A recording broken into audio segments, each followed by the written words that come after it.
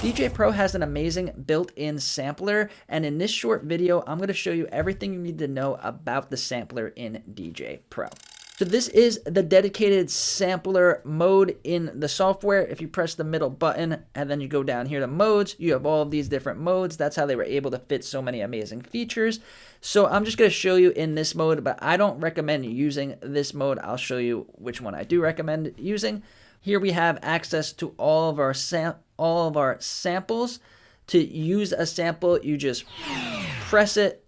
Down here at the bottom, we have a volume slider. This will control the volume of every sample, and there is a new hidden feature that can control the volume of individual samples, and that is if you go over here to this pencil button, and then you have these small, kind of hard to use volume knobs for our samples. So each one of these, you could set which volume you want for the individual sample. And this is great because some of them are inconsistent. Like the air horn is super loud. So I would recommend lowering that. And then also go through all of these and see which ones you would like to adjust the volume. And then this will stay there every time you load up the software and use the sample. Next is our record button. This is going to record the sample that you do. So for example, right now there's nothing. Press record. I'm going to go boom, boom. 3 booms.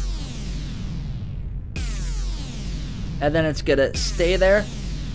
This is good if you're using the looper. So the looper is if you press this button over here, bottom right, you could create kind of drum beats. You could almost create your own custom beats with this. And then now, if we press record, you could add stuff to it with the sampler.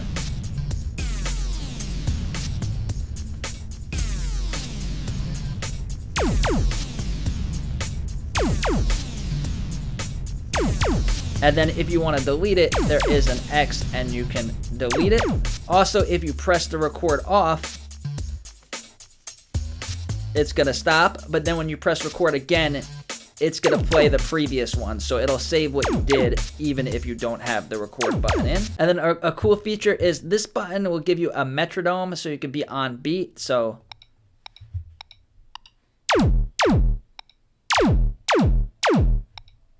it's just another tool that can help us, so that's what that does. And then also you could adjust the BPM down here. Another thing you could do is you could choose which sample pack you want. So if we press this drop-down menu over here, we have all of these sample packs. You could get more if you didn't download all of them by pressing Get More Packs. They add some new ones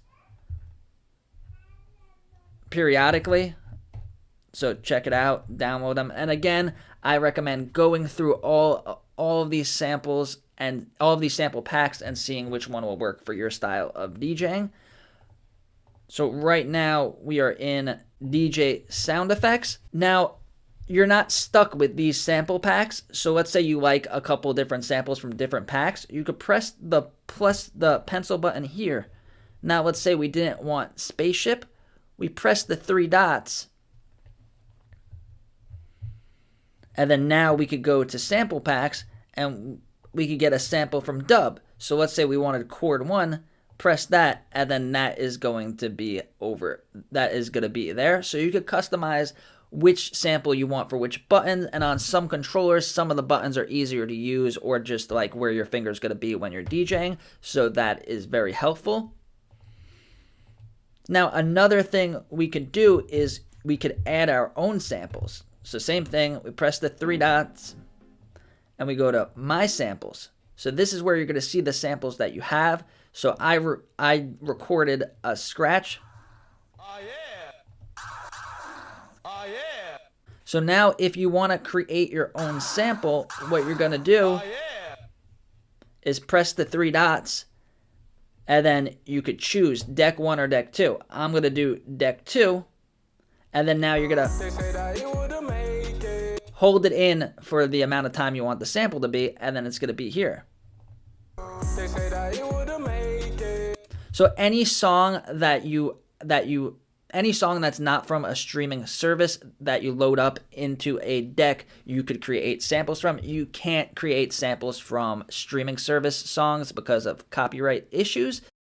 You could also go and press the record. This is going to record everything that you're doing. This record button down there just does the samples. So if we go to record, start a new recording. So I got that, and then I stop recording. Now we have our recording. We load it onto a deck. And then once it's on the deck, as long as it's on one of these decks and not from a streaming service, we could press the three dots here, record deck 1.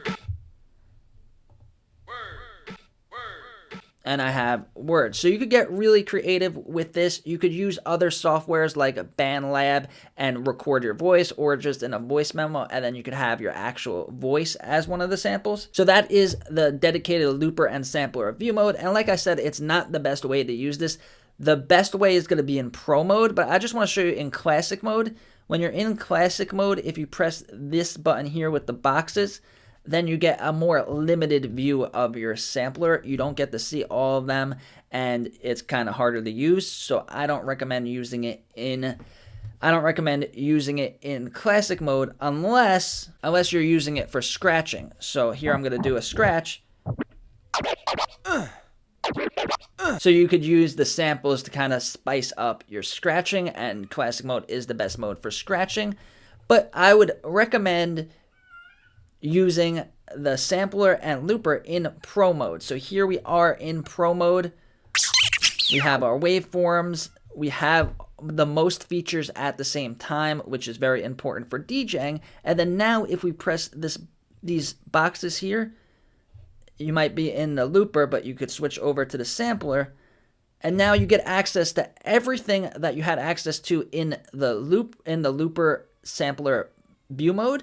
But you get all these other features up here, like our waveforms, our crossfaders, loops, and stuff like that. So pro mode is the view mode that I would recommend using the sampler in. And if you want to learn more about all the view modes in DJay Pro, check out this video over here.